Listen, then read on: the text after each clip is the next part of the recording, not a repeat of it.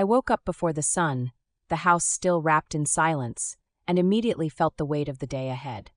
Today was Liam's birthday, and though my body protested with stiff joints and tired muscles, I moved through the kitchen with a ritualistic precision I had perfected over the years. Every utensil had its place, every dish its purpose, and every detail, no matter how small, was meant to create a perfect celebration for my grandson. I hummed softly to myself as I preheated the oven, the familiar beep pulling me fully into the present. The smell of cinnamon and rosemary soon mingled with the faint trace of bleach I had used earlier to scrub the counters until they sparkled.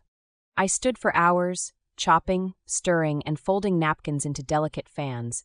each one a small offering of care. My knees ached, my back throbbed, and my hands were raw from repeated washing and kneading, but I never complained. Not aloud. Not even in the quiet corners of my mind. I had learned long ago that my labor often went unnoticed, yet I found comfort in the process itself, the rhythm of preparing food, the small victories of a perfectly browned roast or a flawlessly piped pudding cup. Through the narrow crack of the kitchen door, I caught glimpses of the living room where Liam's family gathered. Phones clicked constantly, capturing moments I would never be a part of. Daniel scrolled lazily, half engaged with the scene, while Sherry's attention flitted between her phone and Liam, as if her presence alone could substitute for genuine care. No one looked my way, not once, as I moved through my duties. I adjusted the pudding cups, repositioned the napkins, and silently counted each plate and fork. The table was festive, adorned with green and red paper plates, plastic forks in a mason jar, and a banner that I reused year after year. Everything was ready, yet my name went unspoken, my effort invisible. I paused for a moment and inhaled deeply. The warm aroma of baked chicken and spiced desserts filled the air, comforting me in a way words never could. I reminded myself why I did this: not for recognition, not for praise, but for Liam. Today was his day, and I would give him the celebration he deserved, even if it meant remaining unseen. My hands continued their work, my heart quietly heavy, and I felt a mixture of pride and sorrow. This kitchen had always been my sanctuary, my place of control and care, yet it also reflected the unspoken truth that sometimes love is given without acknowledgement, and kindness is often taken for granted. Before we dive deeper into what happens next, I want to take a moment to thank you for watching. If you have ever felt overlooked or underappreciated, or if you simply enjoy heartfelt stories, please hit that like button and subscribe to the channel. Sharing your support helps me continue bringing stories that touch on real emotions and life lessons. As the first flakes of snow drifted past the window, I carried on, setting the table with precision and love, unaware that the day ahead would challenge me in ways I never imagined. The oven beeped softly again, pulling me back to the task at hand. This was not just cooking. It was a silent statement of devotion, a ritual that spoke louder than any words ever could.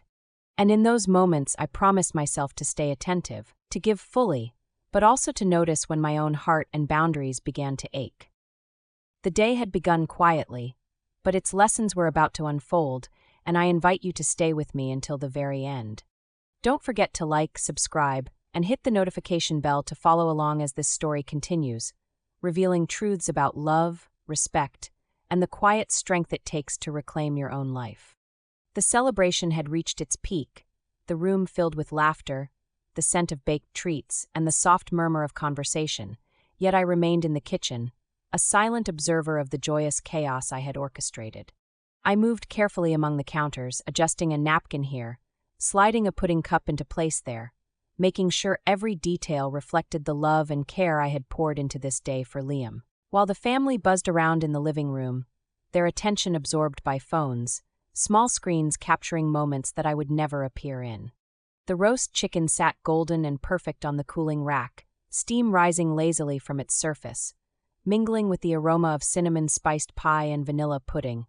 a warm cloud that seemed to embrace the room, yet left me standing alone in its center. I felt the familiar ache in my shoulders and hands, the dull throb that came with years of service and effort.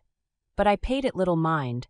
focusing instead on the rhythm of my movements, the careful placement of each dish, each fork, each carefully folded napkin that, despite my attention, was slowly wilting in the heat.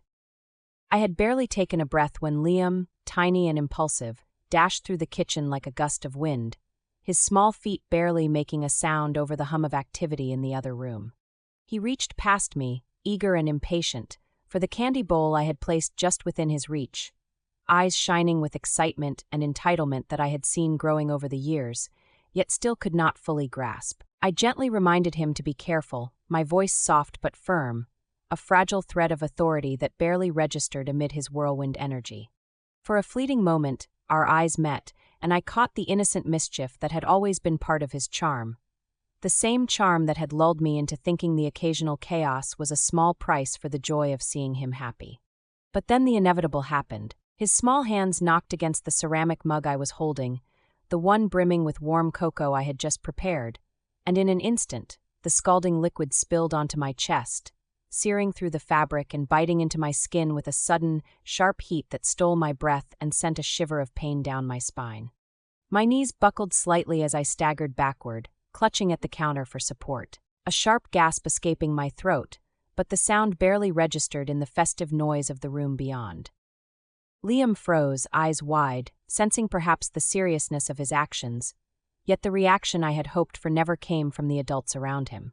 Sherry appeared almost immediately, but her concern was directed solely at Liam, her arms wrapping around him as if he had been the one burned, her voice a hurried mixture of apology and reassurance, coaxing tears from him rather than acknowledging the physical pain that now radiated across my chest and shoulders. "Oh my God, Liam, what happened?" she cried, as if the universe had played a cruel trick only on him,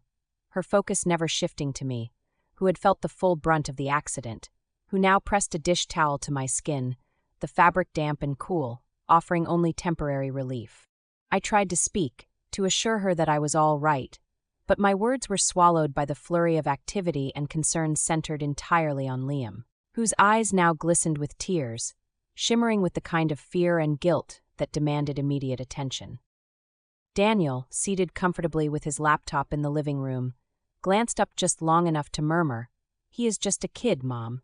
Don't make a big deal out of it," and then returned to his screen, as if the gravity of the moment, the searing pain I felt, and the hours of labor that had led up to this point were all inconsequential, a mere footnote in the story of the day.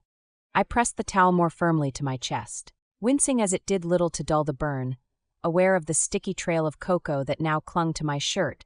a vivid reminder that my body and my efforts could be so easily overlooked, diminished, or ignored. I swallowed the rising frustration and the sting of invisibility, focusing instead on steadying my breath and not letting the room's chaos or the family's indifference dictate my reaction, reminding myself that the love I had put into this day was not invalidated by their lack of acknowledgement. As Liam sobbed and shivered under Sherry's urgent comfort, I felt the familiar weight of being unseen, of having my pain dismissed, of the invisible labor that defined my role in this household. The burn pulsed against the fabric of my shirt, the ache spreading through my chest, shoulders, and arms, yet not a single person asked if I was all right, if I needed help, if I needed a moment to collect myself. I adjusted the pudding cups one last time, careful not to let the incident mar their appearance, and I realized, with a quiet clarity that cut deeper than any burn, that my presence and my sacrifices had become invisible, expected, and ultimately unremarkable to those I had devoted myself to for decades. The incident, as small and fleeting as it seemed to them, crystallized a truth I could no longer ignore. That love and service without recognition, care without reciprocity, could weigh heavily on the soul, leaving it raw and exposed in ways that even physical pain could not fully capture. I took a slow, deliberate breath, pressing the towel again to my chest, and allowed the realization to settle over me like the quiet snow drifting past the kitchen window. For the first time in a long time, I acknowledged my own hurt, my own needs, and the silent yearning for respect that had been neglected for far too long. The room continued its celebration, the laughter, chatter, and clicks of phones persisting around me, but I no longer felt part of it. Instead, I stood in the kitchen, the cocoa stain a fiery reminder of both my love and my invisibility, knowing that this day, this moment, would mark a turning point in how I chose to honor myself and the life I had built. I carefully set the dish towel aside, letting the cool water run over my hands to soothe the sting, and with each slow, deliberate movement, I began to understand that sometimes, protecting your own dignity and boundaries is an act of love just as profound as the care you give to others, and that the path to being seen might begin with stepping away from those who fail to notice your worth. I had always believed that the heart of a home rested in the quiet, steady efforts of those who labored behind the scenes, the ones who cleaned, cooked, and cared without expectation of praise or acknowledgement, believing that love alone was its own reward. That belief had shaped my life, had guided my hands and heart through decades of tireless devotion, preparing meals, sewing clothes, patching tears, and arranging birthdays with the hope that my family would feel the warmth of my care and the comfort of my presence. Yet in that moment, standing in the kitchen with the sting of hot cocoa still lingering on my skin, I could no longer deny the stark reality that had been creeping around me like a shadow unnoticed. My efforts, my sacrifices, and even my pain had become invisible in the eyes of those I loved. The laughter and chatter of the living room felt miles away, a world I had built with my own hands yet was no longer permitted to fully inhabit, a joyous scene from which I had been quietly erased, my value unspoken, unrecognized, and perhaps most painfully unacknowledged. I ran my hands over the counter, tracing the edge of the polished wood as if the texture could ground me, could tether me to some sense of purpose. Yet the numb ache in my chest reminded me that purpose alone could not fill the emptiness left by neglect. Liam's small, frantic movements, the tears that streaked his young face, and the immediate cascade of attention he received from the adults around him were a mirror of my own erasure, a painful reflection of the way my presence had long been overshadowed by the needs and whims of others. I had spent years preparing the home, shaping it into a space where comfort, warmth, and joy could flourish. Yet now, when I needed acknowledgement or even a fleeting moment of care, I was met with indifference, with the assumption that my resilience was infinite, that my pain was somehow less urgent than the anxieties of those I had nurtured into adulthood. It was a cruel irony, to be both the foundation and the invisible shadow, the caretaker who is rarely seen beyond the surface of her actions. As I shifted my weight from foot to foot, still pressing the towel against the burn, I felt the weight of accumulated years pressing down, the silent ledger of kindnesses given without recognition, of meals prepared, holidays orchestrated, and sacrifices made that were quietly taken for granted. The kitchen, once a sanctuary of creativity and comfort, now seemed to echo with absence, every clatter of a dish or murmur of laughter a reminder that I was present yet unseen. I could hear Daniel's voice from the living room, faint but cutting, a dismissive note that spoke volumes. He is just a kid. Don't make a big deal out of it. And in those few words lay the sum of countless overlooked moments, the unspoken expectation that I would endure, absorb, and continue to give without pause, without complaint, and without the right to be fully acknowledged as a person with needs, feelings, and dignity. I leaned against the counter, letting the cool marble press into my back as I closed my eyes, not in defeat, but in a moment of clarity. I saw the countless birthdays I had organized, the school projects I had helped with, the quiet nights I had spent worrying while the world outside carried on with its distractions, and I realized that my devotion had been both my greatest gift and my heaviest burden. The love I had given unconditionally had created comfort for others, yet it had also built a barrier that allowed my family to overlook the human being behind the acts, to take for granted the years of patience, care, and attention that had gone into making their lives smoother, easier, happier. Pain, I realized, is not only measured in burns or bruises, but also in invisibility, in the quiet erosion of self-worth when those closest to you fail to see or honor your existence beyond the roles you occupy. Slowly, I began to acknowledge the anger simmering beneath the ache, a heat born not from the spilled cocoa, but from years of unspoken neglect, a fury that demanded recognition and respect, even if it had to come from myself first. The room remained bustling, a celebration continuing without pause, and yet I no longer sought their approval or their understanding, realizing that my value did not hinge on their attention. I wiped my hands, letting the warm water wash away the sticky residue, but I knew that the deeper cleansing, the reclamation of my dignity, the insistence on being seen and heard was something I would have to carry forward in my own deliberate steps. For the first time in years, I let myself stand fully in my own worth, acknowledging that the hours, the effort, and the love I had poured into this home had shaped not only the lives of others, but also the contours of my own resilience. I felt a quiet determination rise within me, a resolve that perhaps the lesson of this day was not about punishment or resentment, but about recognition, boundaries, and the courage to demand that my humanity, my presence, and my contributions be honored. I could continue to love, to nurture, and to care, but I would no longer allow my own spirit to be diminished by the blindness of those who failed to see me. The laughter in the living room continued, the candles flickered on the cake, and Liam's small sobs faded into playful giggles, yet I remained in the kitchen, no longer invisible in my own eyes, my burn a sharp but truthful reminder that love without acknowledgement can be both generous and perilous, that respect must begin at home, and that sometimes stepping into your own light is the most profound gift you can give yourself and those around you. I moved through the quiet rooms of the house that had been my world for decades, each step echoing softly against the hardwood floors, the familiar hum of life in the living room feeling strangely distant, almost unreal, as though I were watching my family's laughter and chatter from behind a glass wall that separated me from recognition, from the warmth I had once assumed was inherent to my place in this home. I felt the lingering sting of the hot cocoa on my arm, a physical reminder of how easily my pain could be dismissed, how swiftly the world around me could continue uninterrupted while I nursed both burns and bruises invisible to everyone else. And yet, as I lingered in the kitchen, my hands absently tracing the edges of counters and cabinets I had polished countless times, my gaze fell upon the small, unassuming envelope tucked into the back of the top drawer, the one I had hidden years ago with no expectation that it would ever be needed, yet now seemed more vital than anything else in the world. Inside it lay the house deed, a tangible symbol of something that had always been mine, something that no amount of neglect, disregard, or casual oversight could erase or diminish.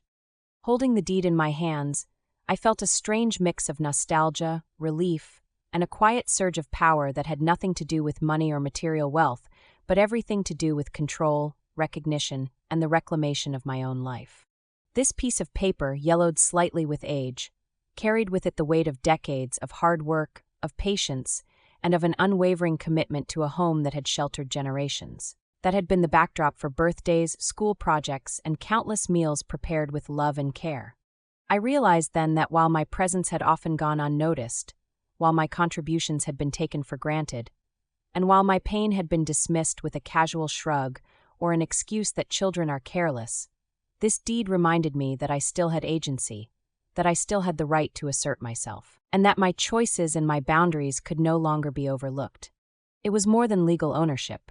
It was a reminder that my life, my dignity, and my decisions carried weight that demanded acknowledgement. I could almost hear the echoes of all those mornings I had spent cleaning, cooking, and organizing, the hours I had given to preparing birthday parties, including the one that had ended in disaster with the spilled hot cocoa. Every effort I had poured into this home had been motivated by love, by a desire to create comfort, joy, and stability for my family, yet all too often, it seemed as though those efforts were invisible, as though my role could be minimized or ignored entirely without consequence.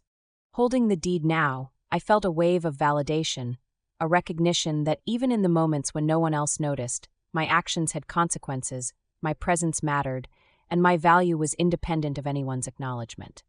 It was a quiet assertion that I was not powerless, that invisibility did not equal erasure, and that the care I had given so freely could coexist with the right to claim respect and autonomy.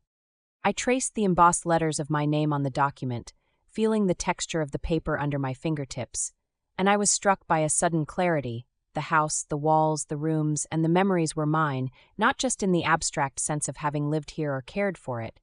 but in the concrete reality that I had a voice in its fate, that I could protect myself and my interests, and that I could assert my boundaries with certainty. No longer would my contributions be silently absorbed, my presence assumed to be permanent, or my pain disregarded as minor or insignificant. This simple document was a fortress of affirmation, a reminder that respect and recognition are not merely requested, they are earned through the acknowledgement of boundaries, the assertion of rights, and the courage to insist that one's existence be honored in both word and deed. The house seemed different now, the familiar walls imbued with a new significance as I imagined a life in which my voice carried weight, where my choices were recognized, and where I could continue to give love without surrendering my sense of self. The deed was more than a paper. It was a declaration that I could protect what was mine, that I could reclaim authority in a space where I had long felt invisible, and that I could finally balance the care I had offered with the self-respect I deserved. Holding it in my hands, I could feel a ripple of empowerment spread through me, an energy that tempered the lingering pain from the burn and softened the sting of years of neglect, reminding me that while the past could not be rewritten, the future could be shaped by my choices and my courage. I placed the deed gently back in its envelope, the weight in my hands a reminder that control and recognition are inseparable from respect, from the right to define one's place in the world, and from the necessity of setting boundaries that safeguard both dignity and peace of mind.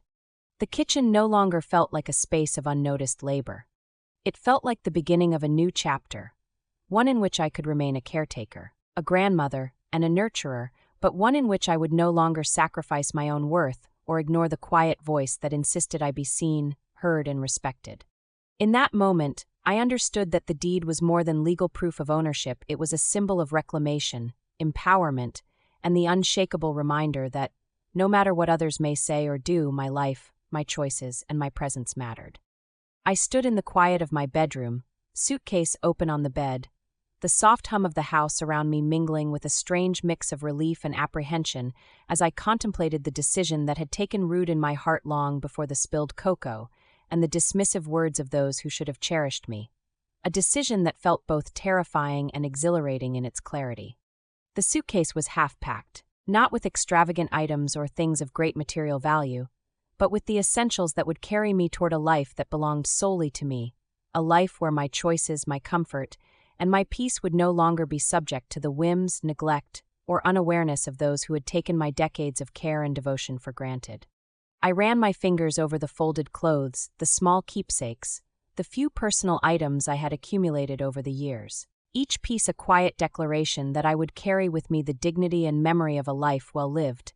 even if the people around me had been unable or unwilling to see it. As I zipped the suitcase closed, the sound was strangely final, a soft but unmistakable punctuation to years of compromise, of giving without receiving acknowledgement, of bending, accommodating, and smoothing over the cracks in a family dynamic that had long overlooked my presence. The house felt different now, familiar yet distant, each room echoing with the memories of celebrations, meals, and ordinary days spent nurturing, cleaning, and supporting, and yet now these same spaces felt heavier, filled with reminders of invisibility and disregard. I walked through the living room, pausing for a moment to look at the photographs on the walls, images of birthdays, holidays, and milestones that I had helped orchestrate, moments where my care had been the quiet force behind the smiles and laughter, and I felt a surge of both sorrow and strength, recognizing that my love for this family had been deep and unwavering, but my own self-worth demanded recognition, respect, and space. I moved toward the front door, each step deliberate, carrying with me not just a suitcase, but a quiet revolution of choice and autonomy, a reclamation of the parts of myself that had been silenced or minimized for far too long. I glanced back at the kitchen, the room that had witnessed both my labor of love and the burn from the spilled hot cocoa, a space that now seemed to embody both my history and the limits of what I could endure without compromising my dignity. The deed to the house rested safely in my bag, a symbol of both security and empowerment, reminding me that while I was leaving, I was not abandoning. I was asserting the right to live fully without invisibility or disregard, and to redefine my relationship with this home, with this family, and most importantly with myself. As I stepped outside, the air seemed to embrace me with a clarity that was both liberating and sobering, the familiar streets of the neighborhood now taking on the qualities of a new beginning, a world where I could breathe freely without the constant reminder of neglect, without the sting of being overlooked, and without the weight of unreciprocated care. Each step away from the house was a small act of courage, a quiet statement that I could honor my past while creating a future in which my presence, my feelings, and my autonomy were no longer optional considerations, but essential realities. I felt the mixture of sorrow for what I was leaving behind and anticipation for what lay ahead, understanding that peace, respect, and the ability to nurture without sacrificing oneself are treasures as vital as any material possession. I recalled the moments that had led me here, the birthdays I had meticulously planned, the hours spent preparing meals, the care lavished upon my grandson and family members, and the countless times my efforts had been met with indifference or ignored entirely. And I understood that leaving was not an act of abandonment, but an act of self-preservation and affirmation. In this quiet rebellion, I found a profound sense of freedom, a reminder that love does not require one to be invisible, that care does not demand the erasure of one's own needs, and that stepping away can sometimes be the most powerful expression of love, both for oneself and, paradoxically, for those who have failed to recognize it. The road ahead was uncertain, as any path toward independence often is, yet for the first time in many years, I felt the grounding presence of choice, of agency, and of the knowledge that my life, my comfort, and my happiness were mine to shape. I knew I would carry the memories, the lessons, and even the wounds with me, but they would no longer bind me to invisibility or disregard. They would serve as reminders of resilience, strength, and the necessity of self-respect. As I walked away from the home that had nurtured me even as it failed to fully acknowledge me, I felt the quiet thrill of autonomy, the empowerment of reclaiming my life, and the deep, unwavering understanding that sometimes, the greatest gift one can give oneself is the courage to leave behind what no longer serves one's dignity, even if it has once been built with love. With each step, I felt lighter, my heart buoyed by the knowledge that I was finally choosing for myself, moving toward a life where my presence would matter, my efforts would be recognized, and my spirit would be honored. I breathed deeply, taking in the freedom that awaited, knowing that leaving was not an ending, but a beginning, a chance to embrace a future shaped by my own hands, a life lived fully and with the quiet, unshakable strength of someone who had finally claimed her right to peace, respect, and independence. I arrived at the guest house with a mixture of apprehension and cautious hope,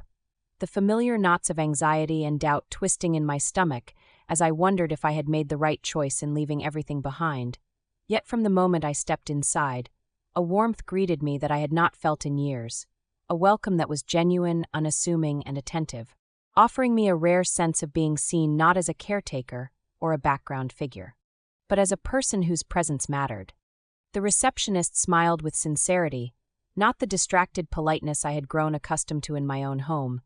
and a fellow guest offered a nod of acknowledgement as if recognizing the unspoken weight I carried with me, a weight born of decades of invisibility and unreciprocated care. For the first time in what felt like a lifetime, I sensed that my feelings, needs, and presence were not only acknowledged but respected, and a quiet sense of relief began to replace the tension that had clung to me for years. In my room, the simple comforts, fresh linens, a soft bed, the subtle scent of lavender in the air felt like a balm for both body and spirit, a reminder that care could be received as well as given, and that boundaries were not a betrayal of love, but an essential part of self-preservation and dignity. I unpacked my suitcase slowly, deliberately, appreciating the space that was entirely mine, a sanctuary where my autonomy was respected and my choices mattered. Each item I set in place, each personal touch I added, became an assertion of my identity, a quiet but powerful declaration that I was no longer invisible and that my life could be shaped by my own desires and values rather than the expectations or neglect of others. Meals at the guest house became another revelation, not just for their flavor or presentation, but for the environment in which they were served. I was greeted politely, offered choices, and treated with consideration at every step, a stark contrast to the way my efforts at home had been overlooked or dismissed. Conversations flowed freely with staff and other guests, each exchange reminding me that respect and kindness can coexist with independence and that companionship does not require compromise of self-worth. I began to feel, almost imperceptibly at first, that joy could exist without sacrifice, that relationships could be mutually nurturing rather than one-sided, and that the simple act of being acknowledged was itself profoundly restorative. As the days passed, I started to explore the surrounding areas, taking long walks through quiet gardens, reading on benches beneath sun-dappled trees, and allowing myself to savor moments of stillness without guilt. For the first time in decades, I felt a sense of ownership over my time, a realization that life could be experienced on my terms, without the constant interruption of unappreciated labor or the emotional toll of invisibility. Each sunset, each gentle breeze, became a reminder that my happiness, my well-being, and my dignity were valid and deserving of attention, that self-care was not indulgence but necessity, and that establishing boundaries was not selfish but essential to preserving the capacity to give and to love without erasure of oneself. I forged new connections, small but meaningful, with other guests who shared stories, laughter, and experiences, creating a network of understanding and empathy that nourished my spirit. Here, I learned the subtle yet profound difference between obligation and choice, between caretaking out of necessity and nurturing as a willing, reciprocal act. Every interaction reinforced the lesson that respect is not earned solely through years of labor or sacrifice, but through the recognition of shared humanity, the acknowledgement of individuality, and the willingness to treat one another with dignity. In these moments, I felt the freedom to be both vulnerable and strong, to ask for what I needed without shame, and to receive support without compromise. I reflected on my past, the home I had left, the family who had overlooked me, and the countless ways I had bent myself to accommodate their lives while neglecting my own. I realized that leaving had not been an act of abandonment, but an act of profound self-respect, a step toward reclaiming my identity and my right to experience life fully. I understood now that love is not diminished when boundaries are set, that kindness can coexist with self-protection, and that the years I had spent feeling invisible did not define my worth, they merely highlighted the necessity of valuing myself first. In this safe and nurturing environment, I began to plan a future built not on sacrifice or unmet expectations, but on autonomy, respect, and intentional joy. I reveled in the small freedoms, choosing when to rise, what to eat, where to walk, how to spend my hours without interference or judgment. Each day reinforced the truth I had carried in my heart, but had rarely been able to act upon, that I deserved a life filled with respect, companionship, and dignity, and that these gifts could be found when one dares to claim them for oneself. To anyone listening, I hope my story reminds you that caring for yourself is never wrong, that setting boundaries does not make you unkind, and that sometimes the most radical act of love you can offer both to yourself and others is the courage to step away from what diminishes you, seek spaces that honor your worth, and allow yourself to be truly seen. Thank you so much for listening to my journey. If you found value in this story, please give it a like, share it with someone who might need encouragement, and subscribe to the channel for more stories of resilience, self-discovery, and empowerment. Remember, your life matters, your dignity matters, and your peace is worth pursuing.